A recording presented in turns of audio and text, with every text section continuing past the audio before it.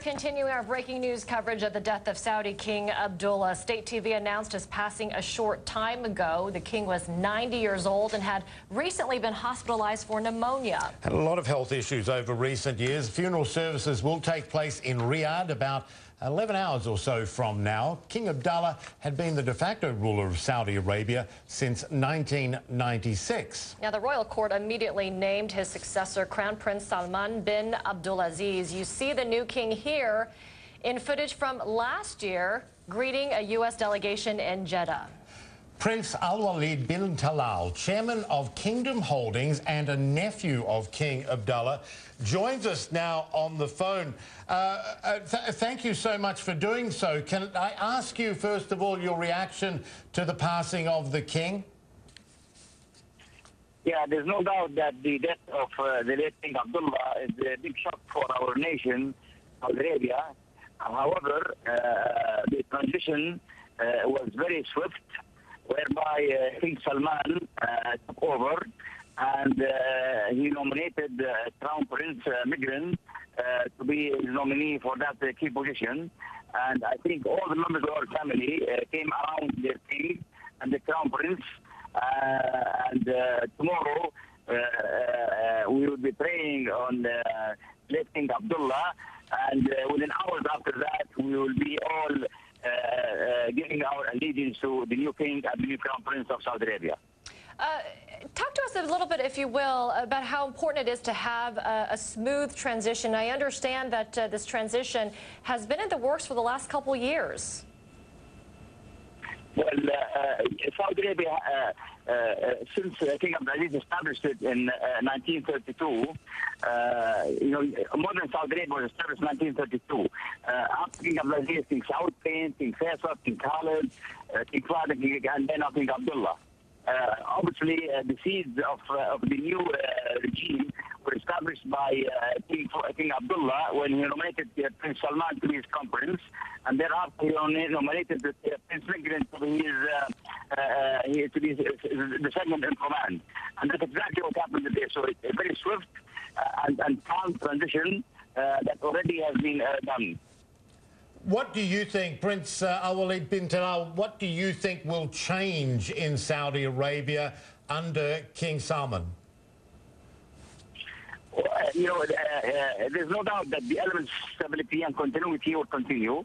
However, King Salman is a very modern person. Prince Salman Migran represent a new era in Saudi Arabia, and I think we have to give Prince Salman, Prince Migran, King Salman, Prince Migran some time to establish their leadership, and I believe that you will see some more openness in Saudi Arabia. Although Saudi Arabia is a conservative nature, but there's no doubt that we have to begin incorporating more into the international community and society.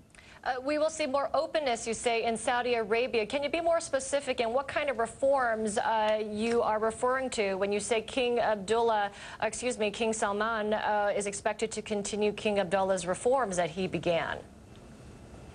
Well, no doubt that King Abdullah began the reform in Saudi Arabia.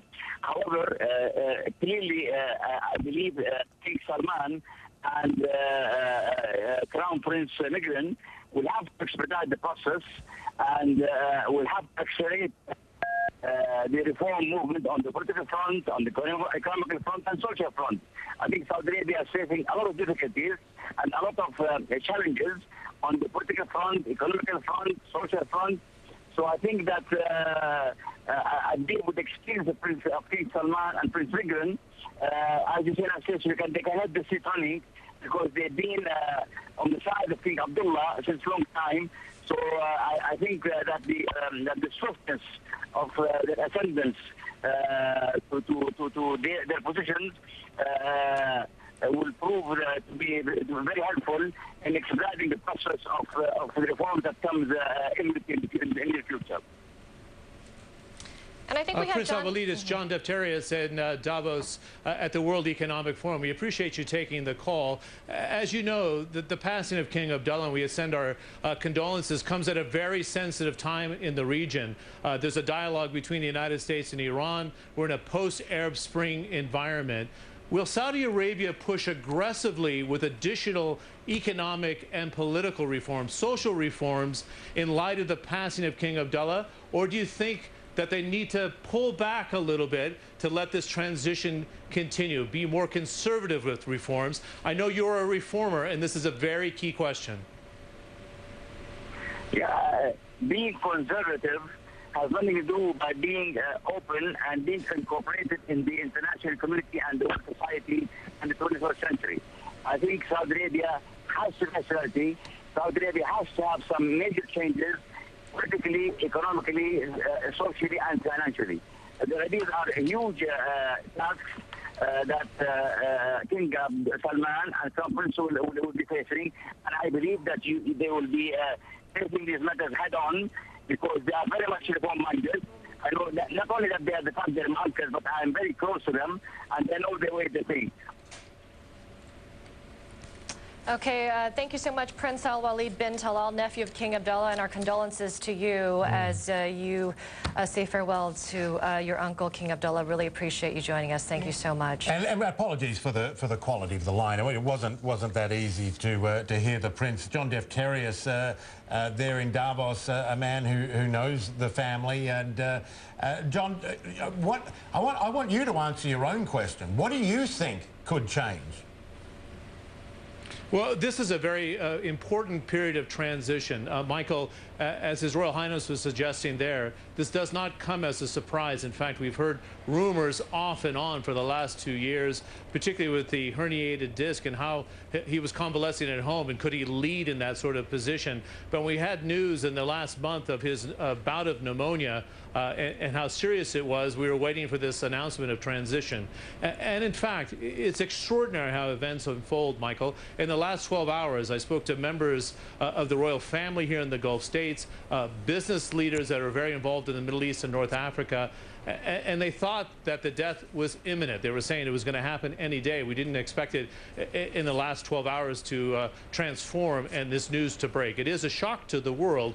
Now, what His Royal Highness Prince Alwaleed was suggesting here, they do need to modernize society. King Abdullah was doing so. In an economic sense, and this is a very important point, he was building 5 economic cities from scratch, populations of 1 million or more. What was the strategy here? It was to bring in change, allow women to go into the workforce, bring in foreign direct investment, and also foreign workers. Now, this was clashing, of course, with the religious bodies within Saudi Arabia, but this is what Prince Alwaleed was talking about. It is time to reform. Now, Prince Alwaleed bin Talal, when I did an interview with him back in September in Riyadh, was quite critical of the fact that the transition from an oil-based economy to a industrial-based and services economy has been too slow. 90% of the revenues in Saudi Arabia are still dependent on oil right now. He's one that's been pushing for change, along with a number of others. But no doubt, this period of transition is going to be watched extremely closely. It also comes at a time when there's been extremely highly strained or charged environment within the Gulf Cooperation Council. In fact, in December, Michael and Amra, Qatar was almost pushed out of the GCC. Saudi Arabia, the UAE, Kuwait, and Bahrain and Oman sat down and said, look, let's come back together in a very sensitive period of time here in the Middle East and North Africa. And as I suggested in my analysis earlier, Saudi Arabia has been playing a very important role in Egypt, along with the UAE and Kuwait, providing billions of dollars after the overthrow of Mohammed Morsi to make sure that this transition to President Sisi, who in fact was here in Davos today giving a keynote speech, would be a smooth one. It is a very important time for the region, but the transition to power to King Salman now and Crown Prince Mukran is a very clear one. But how aggressive they'll be with the reforms that this king has pursued in the last 9.5 years is a question mark, and those like Prince Alwaleed and others want to see that the reforms are pushed through, in fact, at a more aggressive pace. Social reforms, human rights, and also economic reforms as well. John Defterios staying up late for this coverage of our breaking news. Saudi King Abdullah dying at the age of 90. Live for us there in Davos, Switzerland. Thank you so much, John.